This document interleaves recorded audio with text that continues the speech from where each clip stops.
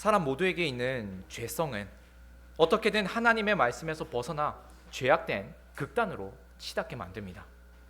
타락한 인간은 스스로를 구원할 수 있다고 착각을 합니다. 그래서 율법주의라는 행위 구원에 빠지게 합니다. 바리새인이 그랬고 초대교회 때에는 펠라기우스가 그랬습니다. 이들은 율법을 통해서 혹은 자신의 선행을 통해서 구원을 쟁취할 수 있을 거라고 여겼습니다. 그러나 성경은 오직 믿음으로 구원을 받는다고 가르칩니다. 그런데 이 인간의 죄성은 이 오직 믿음이라는 이 말을 통해서도 다른 오류에 빠지게 만듭니다. 소위 값상 구원이 그렇습니다. 믿기만 하면 된다는 식으로 가르치며 선행은 중요하지 않다고 가르칩니다. 한 번 구원은 영원한 구원이라는 말을 사용하면서 이미 구원을 받았으니 죄를 범해도 상관이 없다는 궤변을 늘어놓습니다. 이러한 거짓 복음이 한국 교회 안에 성행을 하다 보니 교회들은 점차 도덕적으로 부패할 수밖에 없었습니다. 이런 부류의 사람들을 반율법주의라고 부릅니다. 그래서 새롭게 거짓 복음이 또 등장했습니다. 그건 바로 신율법주의입니다. 은혜로 구원을 얻기는 하지만 그래도 선행을 해야 온전한 구원을 받을 수 있다는 겁니다. 믿음만으로는 부족합니다. 믿음 이후에 선행이 충족되어야 확실한 구원을 얻을 수 있습니다. 이것이 신율법주의입니다. 이 역시도 성경이 가르치는 바가 아니죠. 이처럼 인간의 죄성은 자꾸만 하나님의 말씀이 아닌 극단적인 오류에 빠지게 만듭니다. 율법주의, 반율법주의, 신율법주의입니다. 구원과 선행의 관계를 극단적으로 해석해서 사람을 자꾸만 오류에 빠뜨리려고 합니다. 이러한 것들은 사람을 오류에 빠뜨리게 만드는 함정 덩어리들입니다. 그렇지만 결국 그런 오류에 걸려들게 만드는 건 하나님의 말씀에서 벗어나려고 하는 인간의 죄악된 본성입니다. 구원과 선행의 관계 그 자체에는 문제가 없습니다. 구원과 선행은 서로 질서 있게 그 관계를 유지하고 있습니다. 다만 인간의 죄성이 이 관계를 극단적으로 변형시키는 겁니다. 오늘 요리문답은 구원과 선행의 관계를 열매라는 아주 쉬운 용어로 설명을 합니다. 율법주의, 반율법주의, 신율법주의와 같은 어려운 용어를 사용하지 않아도 충분히 설명이 됩니다. 사실 이 열매는 성경이 설명하는 용어입니다. 예수님은 자주 열매에 빗대어서 신자에게 참 열매가 열려야 한다고 가르치셨습니다. 그들의 열매로 그들을 알지니 가시나무에서 포도를 또는 엉겅퀴에서 무화과를 따겠느냐. 예수님의 가르친 대로 참 믿음이 있다는 증거는 그 열매를 통해서 확인이 됩니다. 다시 말해서 참 믿음이 있다면 반드시 선행이라는 열매를 맺게 되어 있습니다. 오늘은 성경과 요리문답이 가르치는 선행이 무엇인지를 살펴보고자 합니다. 우리 모두에게 이 착한 행실이라는 선한 열매들이 주렁주렁 열리기를 원합니다. 요리문답은 우리 안에서 착한 일을 하게 하시는 이가 누구인지를 설명합니다. 86문의 답을 보면 그리스도께서라는 말로 시작을 합니다. 우리로 선행을 하게 하는 주체가 바로 예수 그리스도이십니다. 빌립보서 1장 6절에도 이렇게 말씀합니다. 너희 안에서 착한 일을 시작하신 이가 그리스도 예수의 날까지 이루실 줄을 우리는 확신하노라. 성도 안에서 그 성도가 착한 일을 할 수 있도록 시작하게 하시고 이끄시는 이가 바로 우리 주 하나님이십니다. 그런데 예수 그리스도는 지금 하늘에 계신 아버지 우편에 앉아 계십니다. 물론 무소부재하신 그리스도께서 우리 각인에게 직접 찾아오실 수도 있겠지만 그리스도는 당신의 성령을 보내셔서 우리에게 찾아오십니다. 우리에게 오신 성령님은 예수 그리스도께서 이루신 선한 일들을 우리 안에서 지속적으로 이루어 가십니다. 우리로 착한 일을 행하게 하십니다. 그렇게 성령님은 우리로 그리스도의 형상을 닮아가게 하십니다. 아이가 태어나면 당연히 성장을 합니다. 애가 어느 정도 한 10살이 지났는데도 여전히 아이가 자라지 않고 어머니의 젖을 먹고 있다면 그 아이에게는 아주 치명적인 질병이나 장애가 있는 겁니다. 성령으로 새롭게 태어난 신자도 마찬가지입니다. 신자에게 영원한 생명이 있다면 그 신자는 자라야 합니다. 무럭무럭 자라야 합니다. 그런데 신자가 자라지 않고 계속해서 유아의 상태에 머물러 있다면 심각한 장애를 겪고 있는 건 아닌지, 혹은 그 안에 참 생명이 없는 것은 아닌지 의심해 보아야 합니다. 물론 조금 더딜 수도 있고 조금 늦을 수도 있겠지만, 그래도 신자는 그 안에 참 생명이 있다면 반드시 자라게 되어 있습니다. 그럼 어떻게 자라가야 하나요?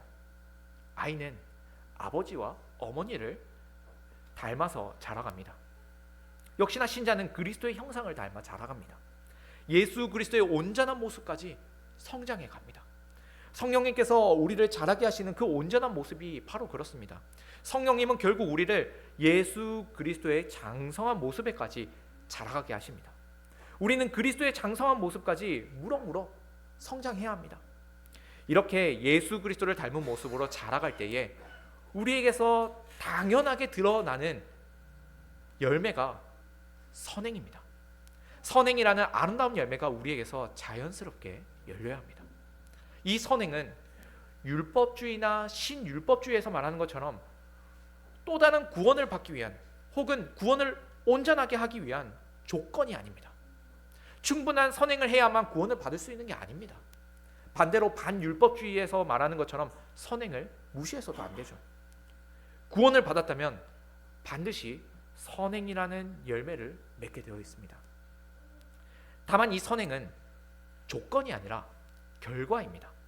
그래서 성경은 뿌리라고 가르치지 않고 열매라고 하는 겁니다. 구원에 있어서 뿌리와 원줄기는 오직 예수 그리스도이십니다. 구원의 이유는 오직 그리스도께 있죠. 그리고 우리가 그리스도께 믿음으로 접붙임을 받아 구원을 받았다면 그 줄기에서 제공되는, 그 줄기로부터 공급받는 영양분으로 인해 합당한 열매가 열리게 됩니다. 그것이 바로 그리스도 예수를 닮은 착한 행실입니다. 따라서 믿음으로 구원을 받았다면 당연히 선한 일을 하게 되어 있습니다.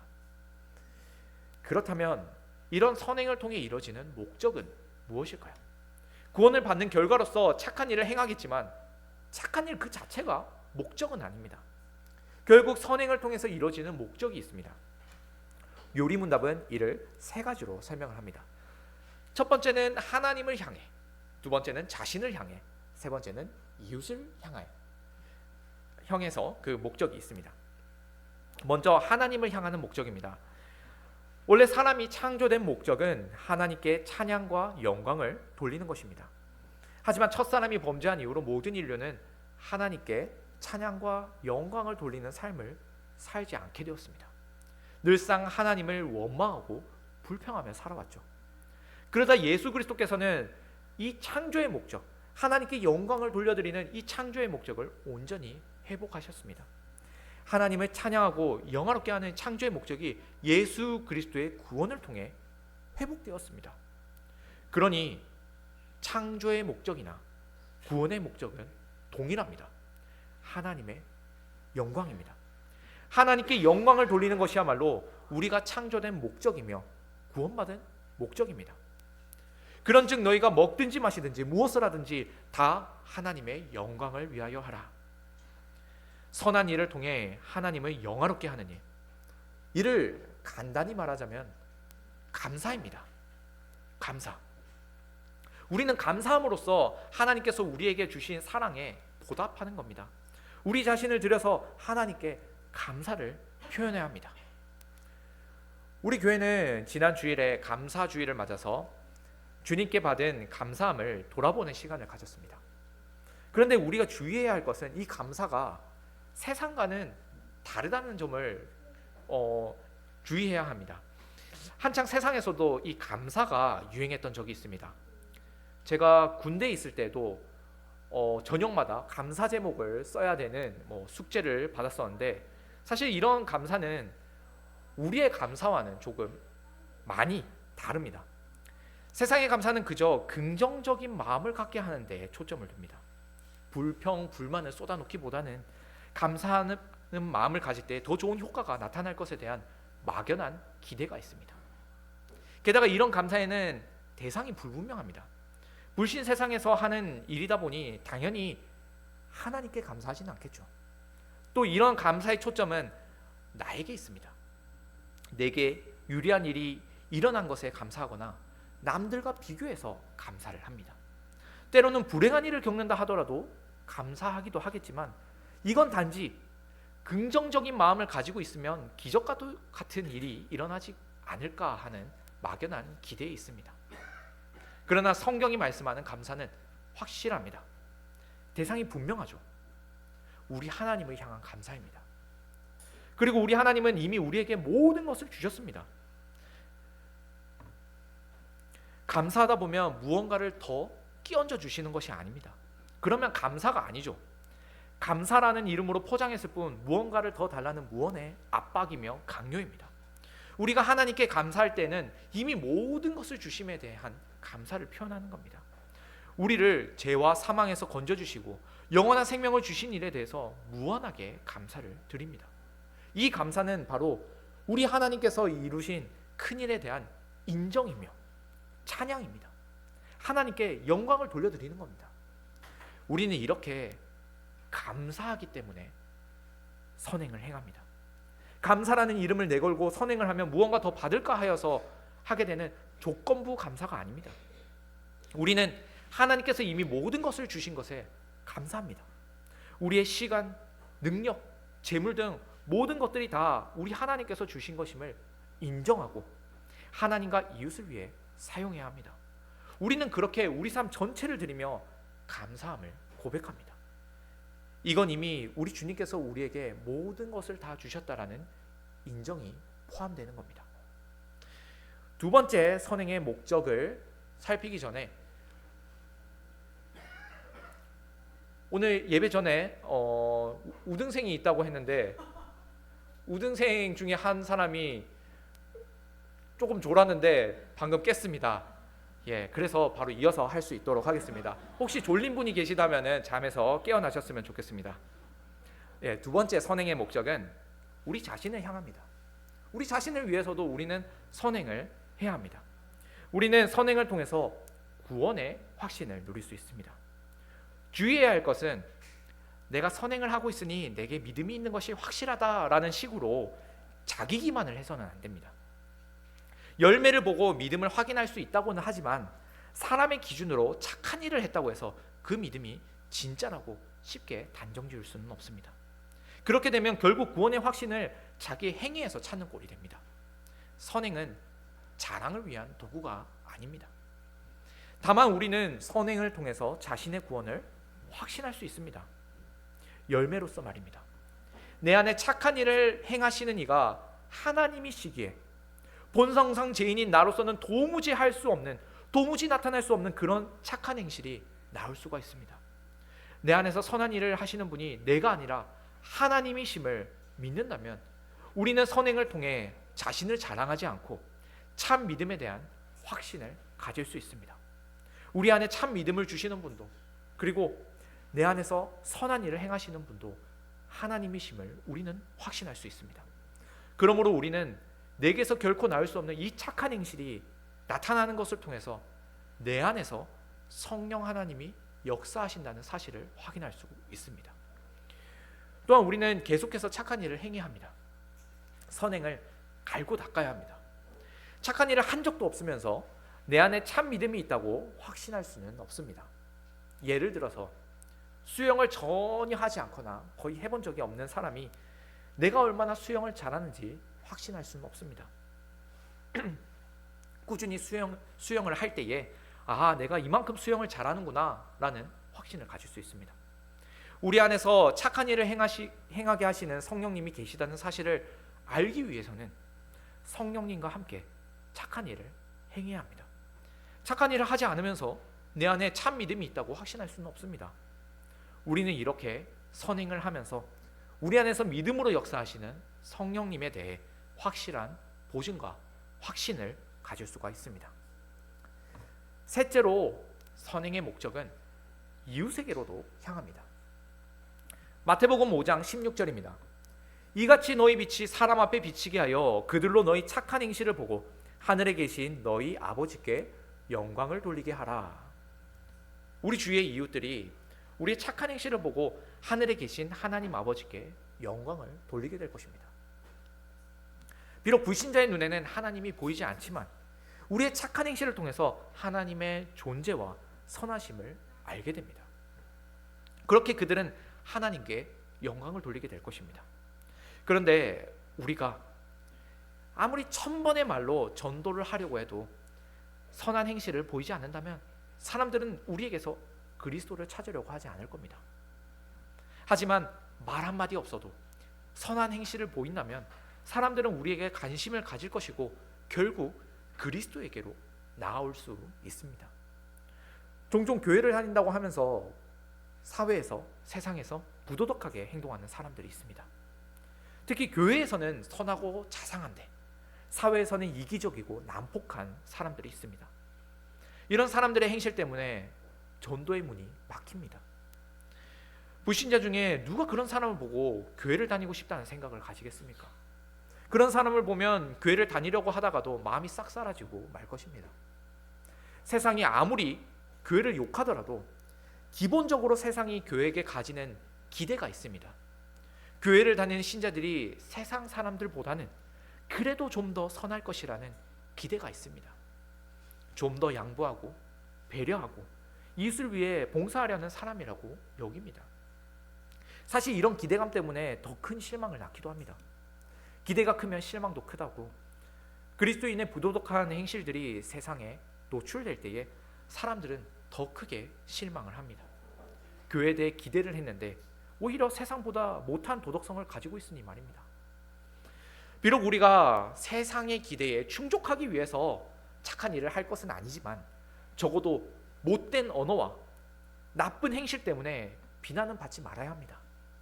우리는 100번의 말을 하지 않아도 착한 행실 한 번을 통해서 세상 사람들에게 관심을 받아야 합니다. 베드로 사도의 교훈처럼 세상 사람들이 우리 속에 있는 소망에 관한 이유에 대해 관심을 가지고 물어보아야 합니다. 도대체 당신들이 그렇게 착한 일을 하며 살아가는 그 소망이 무엇입니까? 라고 묻는 사람들이 더욱더 많아져야 합니다. 그렇게 선한 일을 통해 하나님께 영광을 돌려드리는 성도님들이 되길 바랍니다. 이어서 87문을 보겠습니다. 87문은 감사하지도 않고 회개하지도 않는 사람은 구원을 받을 수 없다고 가르칩니다. 성경 본문인 에베소서 2장 8에서 9절을 보겠습니다. 너희는 그 은혜에 의하여 믿음으로 말미암아 구원을 받았으니 이것은 너희에게서 난 것이 아니요 하나님의 선물이라. 행위에서 난 것이 아니니 이는 누구든지 자랑하지 못하게 함이라. 구원은 우리에게서 난 것이 아니라 하나님의 선물이라고 성경은 가르칩니다. 우리가 아무리 착한 일을 한다 해도 그건 우리의 공로가 될 수 없습니다. 행위로 구원을 받는 게 아니죠. 이 사실은 우리가 명백히 잘 알고 있습니다.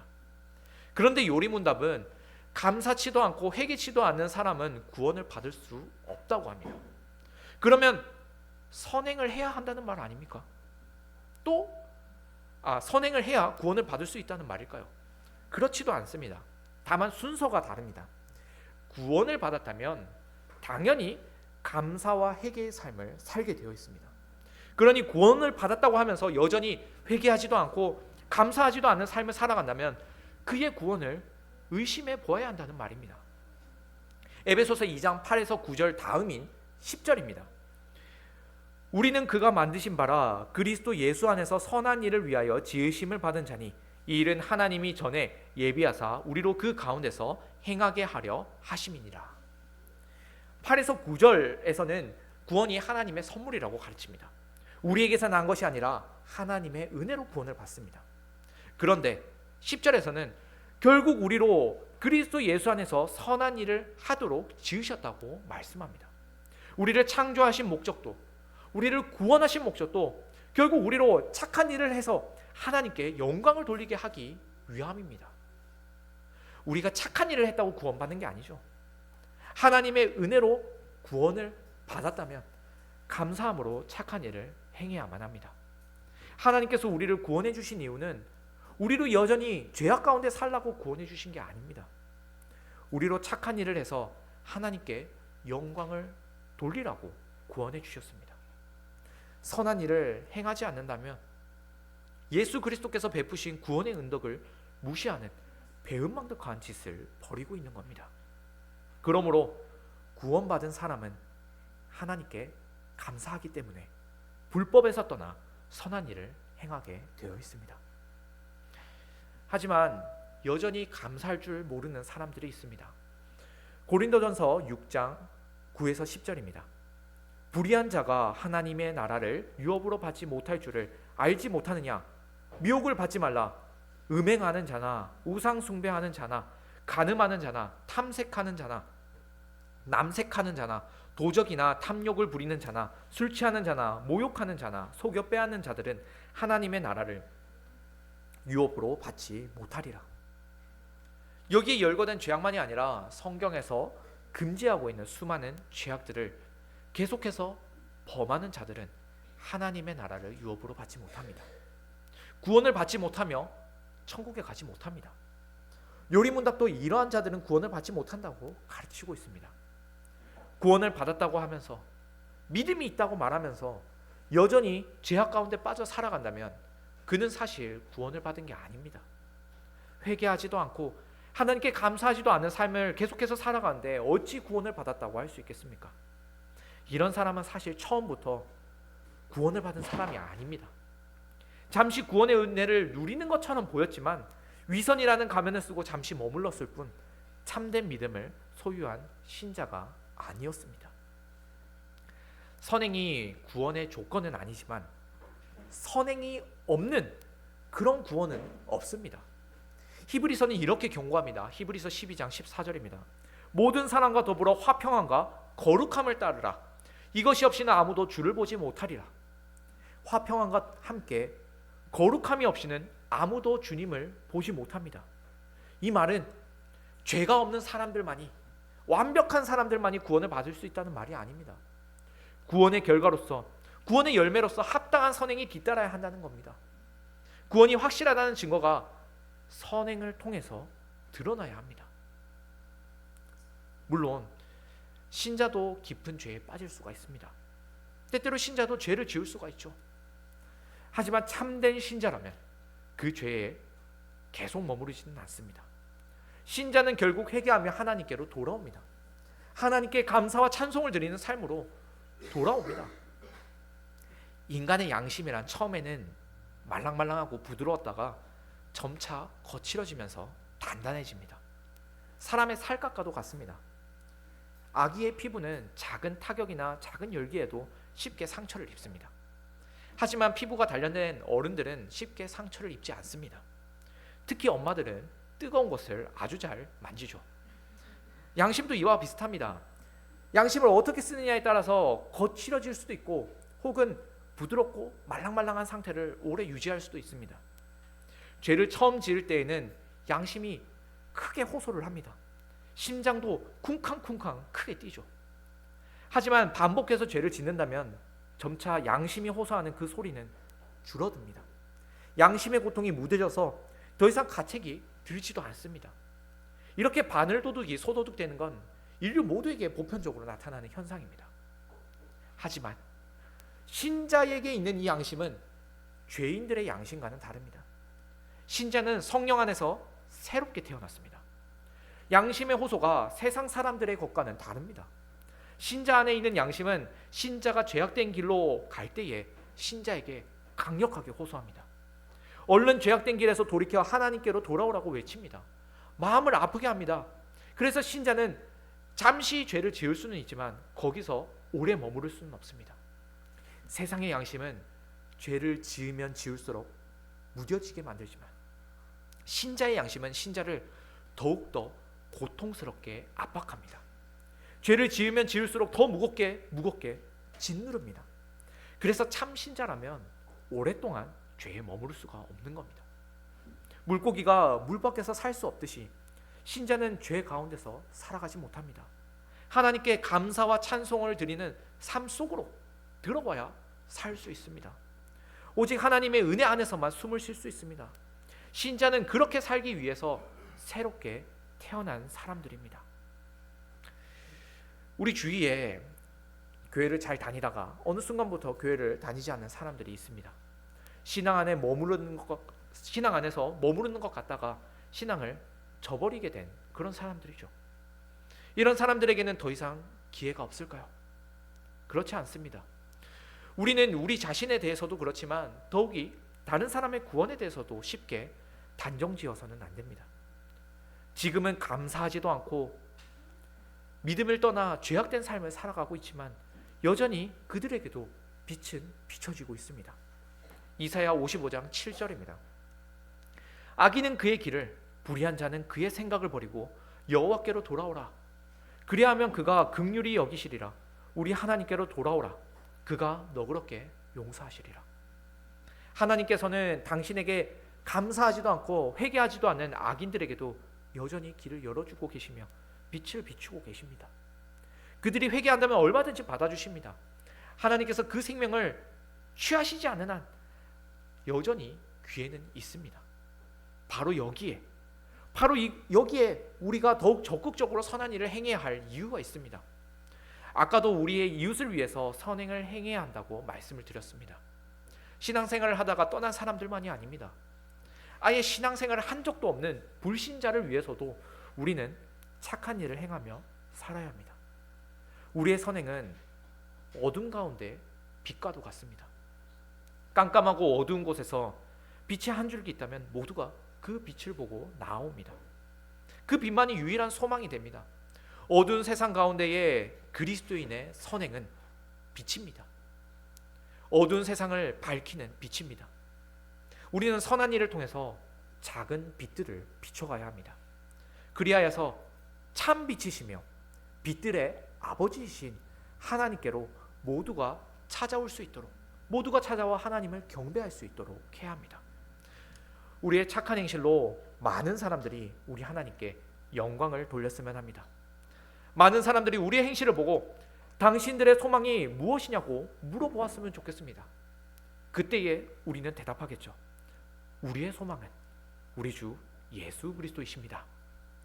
그렇게 세상을 밝히며 하나님께 영광을 돌려드리는 우리가 됩시다. 아멘.